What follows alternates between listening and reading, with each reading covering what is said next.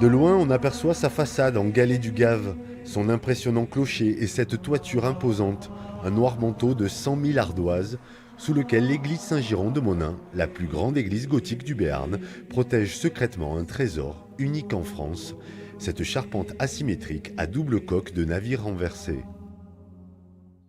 On a utilisé à peu près 1400 chênes pour construire la charpente, à un ou deux près. Donc c'était une forêt tout entière. Des chênes qui ont été replantés au fur et à mesure.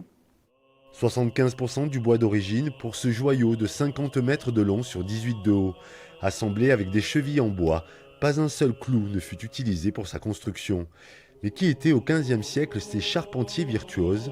Aucune signature, juste ces signes rappelant les chiffres romains. On suppose probablement les cagots, donc des personnes qui étaient rejetées de la population. On a dit très longtemps que c'était peut-être des lépreux, peut-être des malades. Et du coup, vu qu'on considérait que c'était des gens malades, ils faisaient des métiers qui ne transmettaient pas les maladies. Et donc ils étaient très souvent charpentiers de marine et charpentiers pour les églises et les cathédrales. De l'extérieur, assez phénoménal. Et là, à l'intérieur, c'est exceptionnel.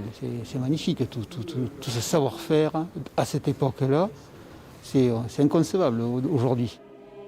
Édifié entre 1464 et 1530 dans le style gothique méridional, l'église Saint-Giron est le témoin d'une époque où Pau ne comptait que 700 habitants et Monin était l'une des principales cités du Béarn. Les gens venaient de partout ici à Monin pour le marché. Donc c'est vrai qu'on avait une richesse économique très très importante. Et le fait qu'on ait ces 5000 habitants, cette grosse population religieuse, mais pas d'évêchés, on en vient à faire un grand bâtiment quelque part pour montrer la puissance de Monin. Classée monument historique depuis 1913, l'église Saint-Giron a bénéficié au fil du temps d'importantes restaurations et attire toujours autant de visiteurs, 10% de plus en juillet cette année par rapport à 2019.